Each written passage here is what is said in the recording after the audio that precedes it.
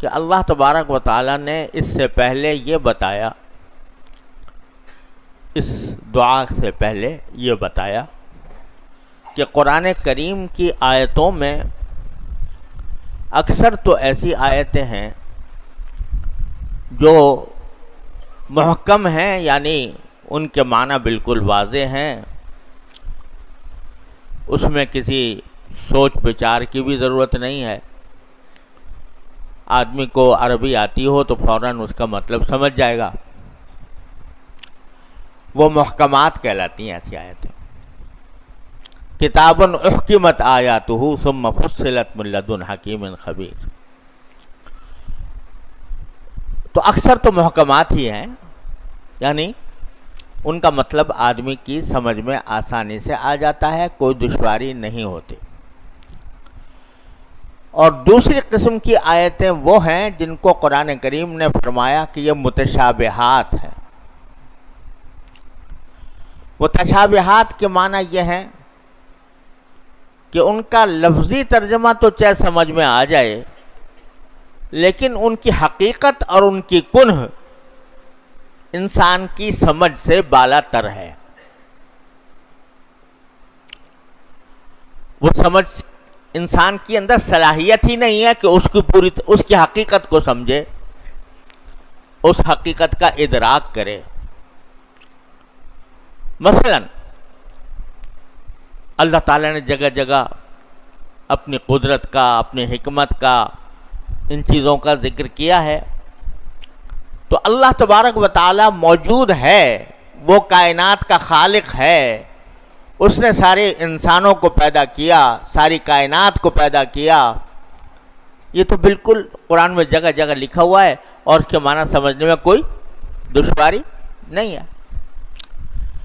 لیکن بعض آیتیں ایسی آتی ہیں کہ ترجمہ تو سمجھ میں آ گیا ان کا، لیکن اس کی حقیقت کیا ہے یہ پتہ نہیں چلتا، انسان کے بس سے باہر ہے۔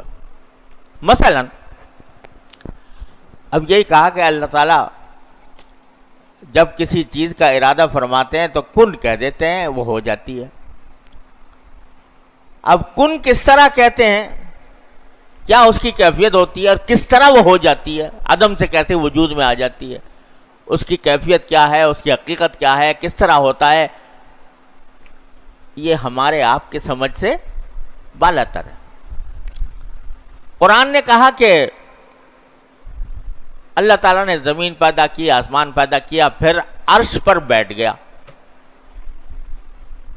اب عرش کیا چیز ہے اور عرش پر بیٹھنے کا کیا مطلب ہے، اور وہ کس طرح بیٹھا؟ وہ کوئی انسان تو ہے نہیں، کوئی جسم تو ہے نہیں، کوئی ایسی چیز تو ہے نہیں کہ وہ عرش پہ بیٹھ جائے جا کے۔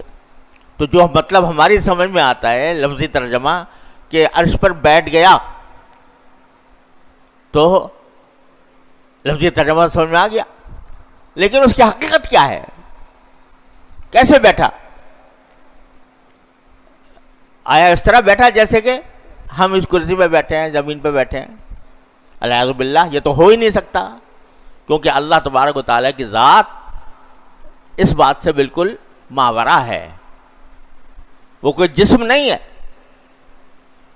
اللہ نور السماوات والارض، تو وہ کوئی جسم نہیں ہے، وہ تو ایک ایسی حقیقت ہے کہ جس کا ادراک ہمارے آپ کی سمجھ سے باہر ہے۔ تو دل میں تو آتا ہے، سمجھ میں نہیں آتا، تو دل میں تو آتا ہے، سمجھ میں نہیں آتا، بس جان گیا میں تیری پہچان یہی ہے۔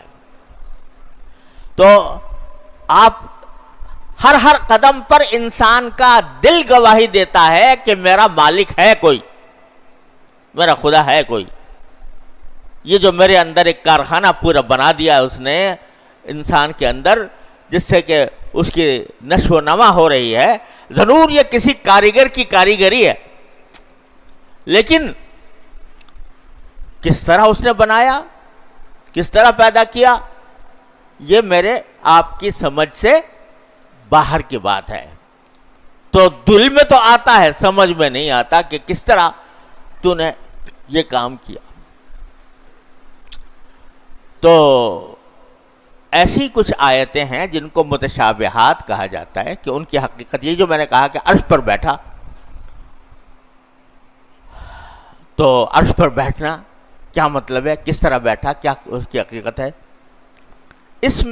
اس کو کہیں گے کہ یہ متشابہات میں سے ہے. ارے بھائی اس چکر میں نہ پڑو کہ وہ کس طرح بیٹھا کس طرح نہیں بیٹھا، اس کی حقیقت کیا ہے.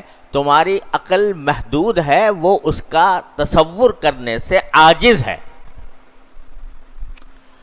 لیکن قرآن کہتا ہے اسی دعا سے پہلے کہ وَأَمَّا الَّذِينَ فِي قُلُوبِهِمْ زَيْغٌ فَيَتَّبِعُونَ مَا تَشَابَهَ مِنْهُ ابْتِغَاءَ الْفِتْنَةِ وَابْتِغَاءَ تَأْوِيلِهِ.